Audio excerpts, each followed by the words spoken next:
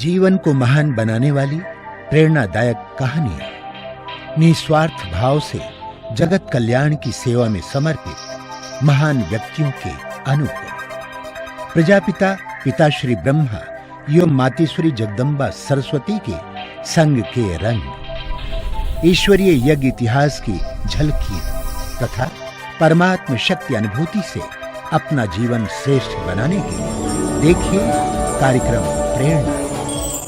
दीपक देता है रोशनी फैलाने की प्रेरणा, फलदायी वृक्ष देता है देने की प्रेरणा, मधुबन देता है महकते रहने की प्रेरणा, महान व्यक्ति देते हैं जीवन जीने की प्रेरणा। आओ प्रेरणा से दें हम सभी को प्रेरणा।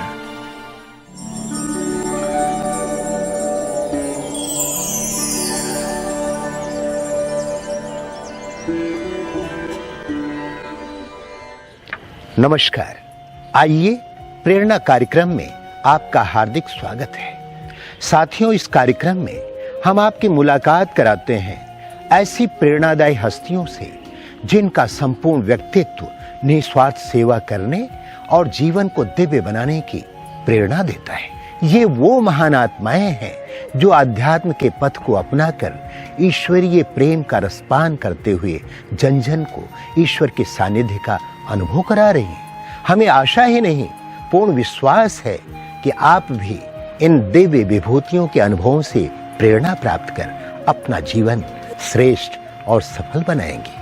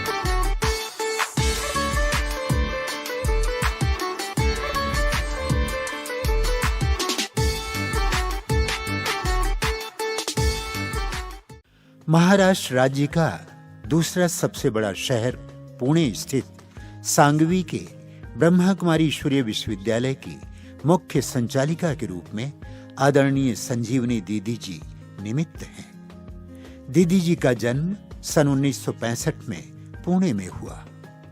आप सादगी, सच्चाई, सफाई, सेवा भाव आदि गुणों से परिपूर्ण हैं। परमात्मा की खोज में आपको सन 1976 में ईश्वरीय ज्ञान की प्राप्ति हुई।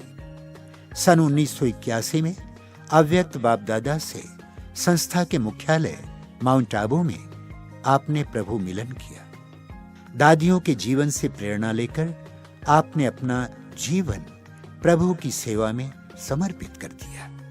सन 1981 से पुणे क्वार्टर गेट, शहादा, सिरपुर, हड़पसर आदि सेवा केंद्रों पर सेवाएं प्रदान करती हुई सन 1992 से सांगवी पुणे में अपनी सेवाएं प्रदान कर रही है। सांगवी में ईश्वरीय संदेश देते हुए आपने अनेक कार्यक्रम किए।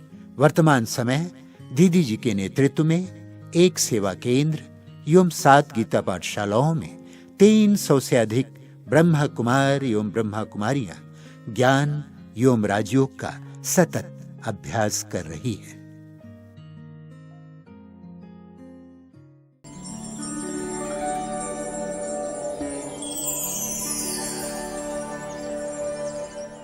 मैं 40 साल से ज्ञान में चल रही हूँ।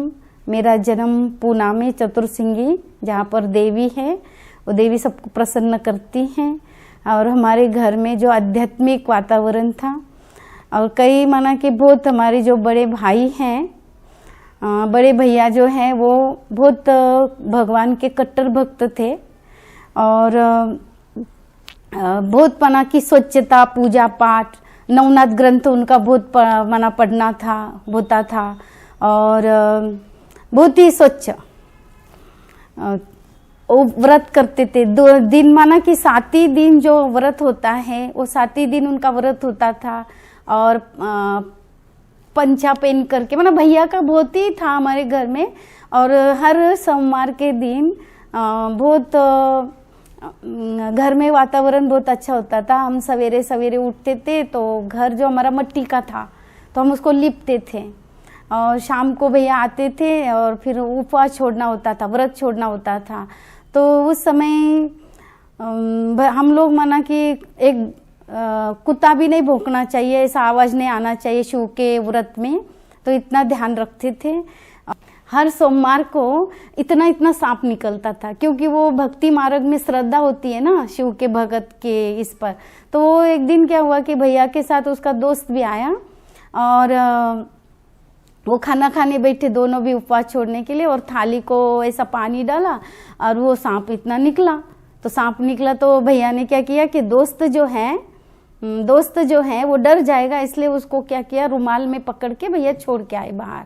तो उसके बाद में जो हमारे यहाँ पर शिवरात्रि के दिन पुष्पशांता दादी हमारी, जो हमने उनसे पालना ली, वो दादी के यहाँ पर सब बॉम्बे से आए थे, बड़े बड़े भाई, जगदीश भाई जी, गुलजार दादी जी और पुष्पशांता दादी जी, सभी दादियाँ, सभी भाई, जितने भी दादियाँ हमारी यज्ञ की हैं, वो बस भर के सिंधी कॉलोनी में सेंटर खुला था, वहाँ पर आए थे। तो ऐसे ही माना कि हमारे घर जो है आधा किलोमीटर पर है, और वहाँ पर आवाज आ रहा था, शिव स्वागत आज तुम्हारा। मीनू पुरुषोत्तम ने गाया हुआ था वो गीत, और भैया को आया कि शिव स्वागत आज तुम्हारा ये गीत। तो भैया दौड़ के चले गए वहाँ पर। और उसी महीने बीच में क्या हुआ था कि हमारे लौकिक पिताजी ने शरीर छोड़ा था। तो हमारे घर में हम 7 भाई बहनें थे, और भैया ऐसे ही चले गए। तो हमको बहुत डर लगा, और मेरा जो मोह था ना वो किसी में नहीं था, भैया में बहुत मोह था। तो बीच में एक बात बताती कि हमारी लौकिक माता जी कहती थी कि इसका इतना मोह है जो कि ये दूसरे के घर जाएंगे, पता नहीं जाएंगी या नहीं जाएगी, इतना भैया में मोह था। और भैया भी हमको बताते थे कि तुम जब माना कि घर में रहती थी तो रात को मुझे पकड़ के सोती थी, जो मुझे छोड़ना पड़ता था, माना इतना मोह था। तो हम ऐसे माना कि भैया को ढूंढते गए सेंटर पर। तो वहाँ पर प्रदर्शनी लगी हुई थी, और एक दीदी थी, शकुंतला दीदी, और वो इतने उसके सफ़ेद साड़ी, काले काले बाल, और मैं अपने छोटे भाई को गोद में लेकर के भैया को ढूंढने गई थी। और मैंने वहाँ देखा कि वो बहन मुझे बुला रही है, और मैंने देखा वो काले काले बाल, दांत ऐसे, और वो कह रही आओ। मैंने कहा नहीं हम नहीं आएंगे, लेकिन हमको देखना कि हमारा भाई यहाँ है क्या। उसने बोला हाँ यहाँ है, वो ज्ञान सुन रहे, तुम भी आओ। तो हम नहीं गए अंदर, फिर चले गए घर। फिर माता जी को बताया कि भाई वहाँ पर है करके। फिर हम 2 दिन के बाद चले गए वहाँ पर, और फिर दादी जी से मना की क्लास सुना। और शकुंतला बहन थे, एक देवकी बहन थी वहाँ पर, और लॉन में मुरली चलती थी। फिर हमको कोर्स कराया, हम छोटे थे लेकिन, तो कोर्स वगैरह कुछ समझ में नहीं आता था। तो फिर ऐसे सुनाया। फिर दादी को माना वो सुषमा बहन जी और एक शांता बहन जी थी, और वो कोर्स पूरा होने के बाद हमको दादी जी से मिलने के लिए बोलते थे कि जाओ और आप वहाँ पर दादी को ओम शांति करो। तो दादी ऐसी बैठी रहती थी, और हम दादी जी को ओम शांति करते थे, पुष्पशांता दादी, आत्ममयी दादी। फिर ऐसे कोर्स हो गया, फिर जाने लगे। फिर मेरे को तो कर्मना की आदत है ना बचपन से, कर्मना सेवा करने की, तो मैं कर्मना करती थी। फिर वो बहनें मना टोली खिलाती थी, ऐसे करके, या कभी माना सांस्कृतिक कार्यक्रम होता था तो हम छोटे छोटे थे तो सब जगह हम माना कि भाग ले लेते थे, सबको इकट्ठा करके लेके जाती थी कन्याओं को मैं कि चलो अभी श्री जन्माष्टमी है और जन्माष्टमी के यहाँ पर प्रोग्राम है और हम जाके माना दादियाँ भी कहती थी। तो ऐसे करते करते क्या हुआ कि भैया का कोर्स हुआ। तो भैया की बात मैं आपको सुनाती हूँ कि भैया शिव भक्त था ना, तो शिव मंदिर में जाके वो लिंग को ऐसे पकड़ते थे और भैया जब स्नान वगैरह करते थे तो उनके शरीर से करंट निकलता था, भक्ति में भी बहुत भक्ति करते थे। तो वो क्या हुआ कि भैया थोड़े एक बात में नाराज हो गए, शिव और शंकर अलग, इसके ऊपर वो नाराज हो गए। तो उनको फिर स्पष्टीकरण कराया गया, फिर रेगुलर चलने लगे, फिर हम भी रेगुलर चलने लगे। लेकिन जबकि मना 2 साल दादियों ने सिंधी कॉलोनी में बहुत सेवाएं की, लेकिन कोई सिंधी नहीं निकला। इतने सारी सिंधी सोसाइटी थी और उसमें से हम दोनों निकले, मैं और भाई, और बहुत सारी कन्याएं थी, लेकिन वो कन्याएं जो हैं वो कोई ज्ञान में नहीं चली। मैं छोटी थी, 12-13 साल की, और मैं सबसे छोटी मैं ही थी। तो मुझे बाबा ने सारे कोटों में से को में से भी कोई बोलते हैं ना, ऐसे बाबा ने मुझे चुना और बाबा ने अपने दिल तख्त पर भी बस बिठाया और हर समय बाबा मेरे अपने नयनों पर बिठाकर ही मुझे चलाते हैं। तो ऐसे माना फिर 2 साल तो दादियों ने वहाँ ज्ञान सुनाया, फिर दादियाँ बॉम्बे चली गई 2 साल के बाद, बहुत खर्चा हो गया वहाँ पर। 2 साल के बाद दादियाँ चली गई तो अभी हमें सेंटर नहीं है। तो फिर पुष्पशांता दादी ने कहा कि आप शीतलमणि दादी के पास जाओ, बाबा के समय की दादी थी। तो शीतलमणि दादी के पास गए, फिर हम ब्रिशांता दादी के पास गए, फिर ब्रिशांता दादी के पास हमें पालना मिली। तो मेरा जो है ना, मेरा पालना का जो ये है कि मैं देवकी से जन्म लिया और यशोदा से मेरी पालना हुई है। तो ये सबको माना कि बहुत ये लगता है कि भाई हमारे आउन से पुष्पशांता दादी, जब भी कोई बड़ी दादी आती कोई आती तो बोलती ये 2 रतन जो हैं वो आउन से निकले हुए हैं। तो ऐसे माना चलते चलते दादी हमारी जो ब्रिशांता दादी भी जो है वो बहुत निर्माण थी और बड़े घर की थी। दादियाँ बहुत कहानी सुनाती थी। तो एक हमारे क्या हुआ कि दीदी आई, मनमोहिनी दीदी आए, शिलिंद्रा दीदी आए, फिर बड़ी दादी आए, आत्ममोहिनी दादी आए, पुष्पशांता दादी भी आए उस समय। और वो कहते थे कि तुम टोली सीखो। मैंने इतनी सारी भीड़ थी ब्राह्मण परिवार की, और ब्राह्मण परिवार की इतनी भीड़ में भी हमारी दादी की विशेषता थी, पुष्पशांता दादी की, शाबरी शांता दादी की और आत्ममोहिनी दादी की। वो क्या करते थे, छोटे भी होंगे तो मिला देते थे सबसे कि ये बालकी निकली है आउन से, ये बालक निकला है आउन से। ऐसे करके मुझे बहुत विशेष लगता था, क्योंकि हम ऐसे घर छोड़ के कभी कहाँ गए नहीं है, क्योंकि घर बस घर ही, बाकी मित्र संबंधी मालूम नहीं, कुछ नहीं। और बहुत स्ट्रिक्ट थे भैया, तो कहाँ आना नहीं जाना नहीं कुछ नहीं। और दादियाँ मुझे इतना माना कि प्यार दे रही है और दादी हमको इतना स्नेह दे रही है, तो ये सब प्रभावित हुए। और मुझे एक बार आत्ममोहिनी दादी ने कहा कि तुम जाकर के सेंटर पर टोली सीखो। तो टोली सीखने के लिए फिर हम तो सेंटर पर, टोली तो क्या मैं सेंटर पर ही समर्पित हो गई, क्वार्टर गेट सेंटर पर। फिर पुष्पशांता दादी तो शरीर छोड़ के चले गए, और फिर उसके बाद आत्ममोहिनी दादी थी। फिर हम आना जाना भी करते थे कोलाबा में। फिर हमारी पालना सुषमा बहन जो अभी जामनगर में है, अरुणा दीदी शुरोई में है, और शांता दीदी भंडारा में थी। तो इन सबकी मैंने बहुत सारी पालनाएं ली हैं। बड़ी दादियों की ली, 6 दादियाँ जो है वो पालना ली। तो कहने का मतलब जो है कि सेंटर पर जब हम गए तो मुझे कभी भी दादी ने डांटा नहीं, ब्रिशांता दादी ने, क्योंकि मैं हार्ड वर्कर थी। और कुछ सिखाना है, कन्याओं को सिखाना होता है, उतना मुझे सिखाना जरूरत ही नहीं पड़ती थी। दादी कहती थी, जब मैंने सांगवी में भी आ गई तो वो बहनों को कहती थी कि संजू के पास इसको भेजो। अब जैसे अभी बहनों ने बताया, संजू के पास इसको भेजो, ये ट्रेनिंग देंगी। अब मैं क्या ट्रेनिंग देंगे, मेरा नेचुरली गुण था वो सिखाने का।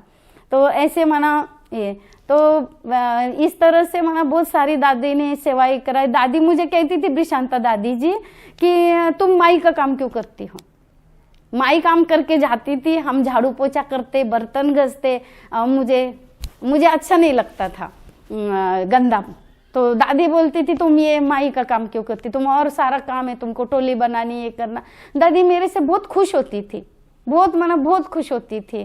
तो ऐसे ही टोली बनाना, ये करना। एक मैं सारे सफाई भी करती थी सेंटर पर भी। तो एक था ना, दादी हमारी क्या करती थी, सभी मित्र संबंधियों के पास पारू दीदी को लेके जाती थी। तो एक बारी मेरे को क्या हुआ, हम सब टोली बनाने का सामान जो है वो रखा, और अभी दादी जो है पारू दीदी को बोली चलो बाहर। और मेरे को बहुत फीलिंग हो गई कि अभी सारी टोली बनानी है, और मैं पारू बहन के हाथ के नीचे काम करती थी। तो दादी बोली नहीं संजू करेंगे, और मेरा नाम संजू क्यों पड़ा, मुझे संजू नहीं बोलती नहीं थी दादी, बोलती थी दादी संजू बताओ धृतराष्ट्र प्रति युद्ध के मैदान में संजय ने क्या बताया। ऐसे हंसी हंसी मेरी दादी ये बातें बोलते थे। तो मुझे दादी ने कहा कि अभी रखो, तई रखो। फिर मैंने तई रखी। फिर दादी ने कहा उसमें थोड़ा तेल डालो। फिर मैंने तेल डाला। फिर दादी बोलती अभी एक कटोरी शक्कर डालो। फिर 1 कटोरी शक्कर डाली। फिर बोले 2 कटोरी तिल डालो। फिर तिल डाला और बोला बेलो। ऐसे करके फिर दादी ने इतना बोल के दोनों चले गए बाहर। मैंने सारी टोली बना दी। तो हर बात में माना कि बहुत दादी हमको ये कर, दादी को टोली बड़ी पसंद थी। बहुत सारी टोलियां हम बना के रखते थे सेंटर पर। तो दादी जो है वो फॉरेन में भी जानकी दादी को टोली भेजती थी। फिर उनके रिलेटिव फॉरेन में रहते थे, उनको भी टोली भेजती थी। आपको मैं दादी की हमारी विशेषता बताऊं तो दादी मुझे बॉम्बे लेके जाती थी। तो यज्ञ की बड़ी हिस्ट्री है दादी की।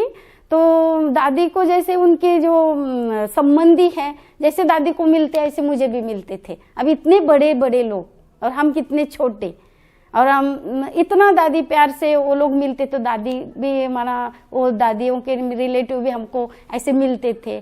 फिर दादी को चांदी के गिलास में जूस देते तो मुझे भी चांदी के गिलास में दूध, मैंने कोई भेदभाव नहीं किया उसमें।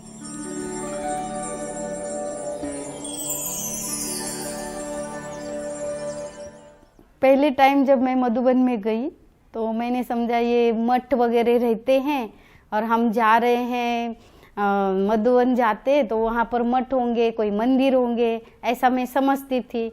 तो मैं जब वहाँ गई, पाँव रखा वो धरती पर, तो बहुत शक्ति मिली मुझे। और जो हम माना 3-3 ट्रेन चेंज करके जाते थे, वो कैसे थकान दूर हो गई पता ही नहीं। और हमको पहले टाइम जब मैं मधुबन गई तो हमें रहने के लिए ऐसा स्थान मिला था कि नीचे गुलजार दादी रहती थी पांडव भवन में, और ऊपर हमको मकान मिला था रहने के लिए, रूम। और फिर रात को मैं सोई तो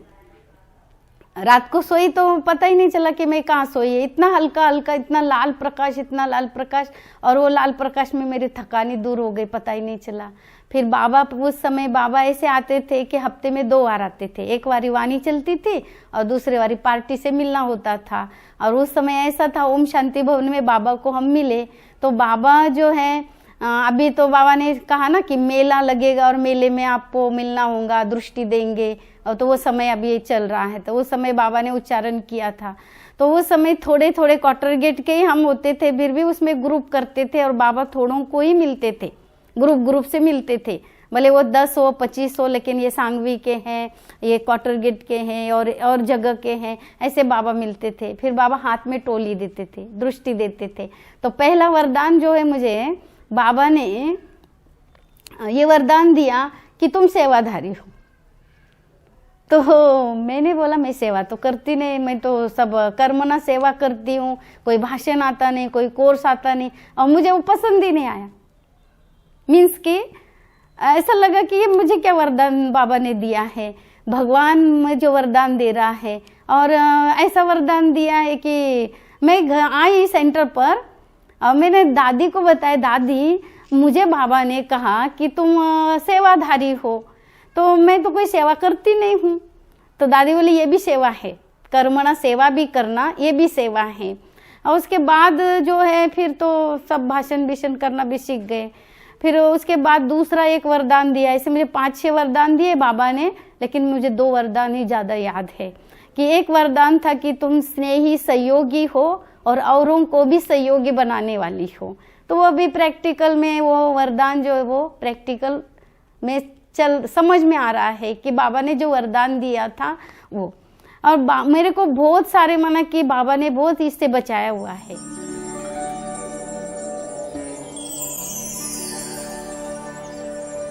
तो बाबा जो बोलते हैं ना कि भाई तुमको कर्मातीत अवस्था को प्राप्त करना है, तो वो पुरुषार्थ के लिए बाबा सूक्ष्म सूक्ष्म बातें जो हमें बताते हैं, तो वो बातें हमको धारण करके बाबा ने आज के वाणी में भी कहा कि गंगा का तट हो, मुख में ज्ञान अमृत हो, तब प्राण तन से निकले।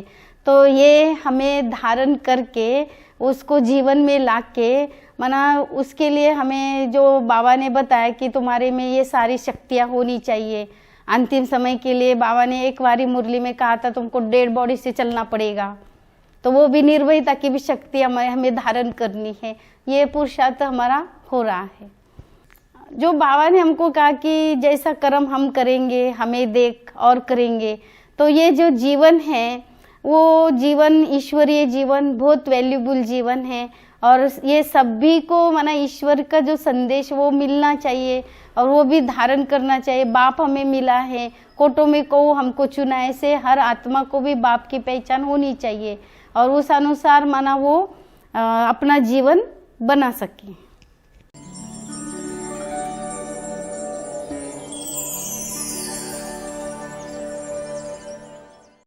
और पहली बार जो गीता पाठशाला में दीदी जी आए थे तो उस समय मैंने उनको देखा, एक तेजस्वी स्वरूप में देखा, एक देवी स्वरूप में देखा। और उसी स्वरूप के अनुसार मैंने तो शिव बाबा को कभी पहचाना भी नहीं था, न ब्रह्मा बाबा मुझे पता थे। लेकिन दीदी को देख के आज जो मैं ब्रह्मा कुमारी बनी हूँ, जो 25 साल से सेंटर्स पे मैं समर्पित हूँ, जो दीदी को देख के मैंने ये जीवन अपना पूरा समर्पित किया। दीदी में खास विशेषता है, लोगों को जोड़ने की उनमें कला है और लोगों को नज़दीक कैसे लाना, उनसे कौन से कार्य करवा के लेना, वो उनसे हमने सीखा है। और उनके माध्यम से माउंट आबू जाने का 3 बारी मौका आया और वहाँ पे जाके पूरा ज़िंदगी का पूरा ये बदल गया।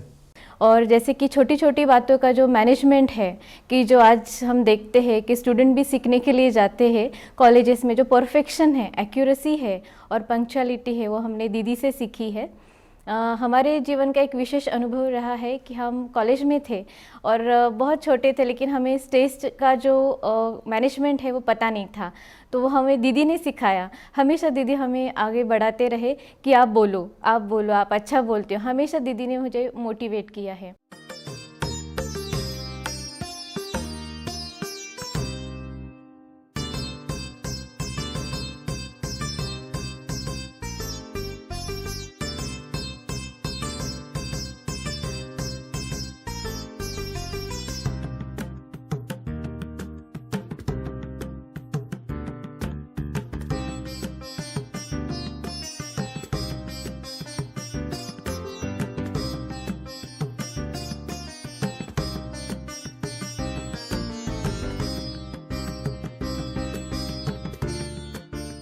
बहुत बड़ी विशेषता उनमें और एक है इकोनॉमी, ये उनका बहुत बड़ा गुण है। निर्भयता तो है ही, बहुत स्पष्टवादिता है और रहम दिल उनका एक बहुत बड़ी विशेषता है। क्योंकि दीदी में हमने देखा है कोई भी भाई बहन को कुछ भी समस्या आ जाए तो तुरंत वो किसी से भी बात करेंगे, कैसे भी तो उसका समाधान निकालना है। किसी का नौकरी चला गया, कोई बीमार हो गया, कोई किसी बात से परेशान हो, तुरंत बोलेंगे मिलो, फ़ोन करो, इनसे संपर्क करो, उनसे बात करो, वो ठीक है क्या। एक बहुत बड़ी प्रैक्टिकल ये जो गुण है रहम दिल, ये बहुत बड़ी विशेषता है हमारी दीदी की।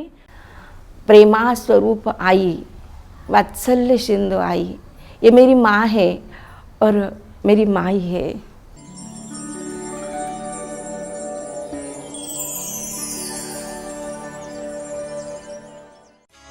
तेरी पालना का बाबा, तेरी पालना का बाबा, एहसान चुकाए किस तरह, एहसान चुकाए किस तरह। तूने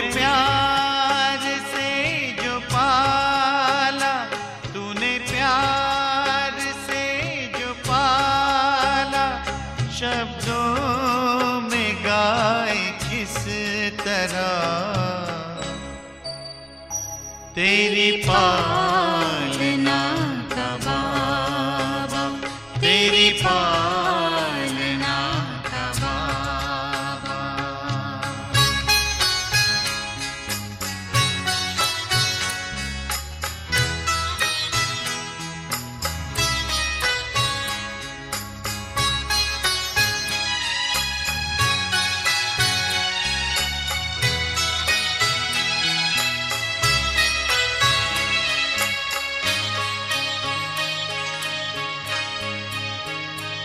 वरदानी हाथ तेरा सदा सर पे अपने पाया, ममता भरी नजर से निर्मल हमें बनाया। गुणों से तूने सजाया, गुणों से तूने सजाया, उसको बताए किस तरह तेरी पालना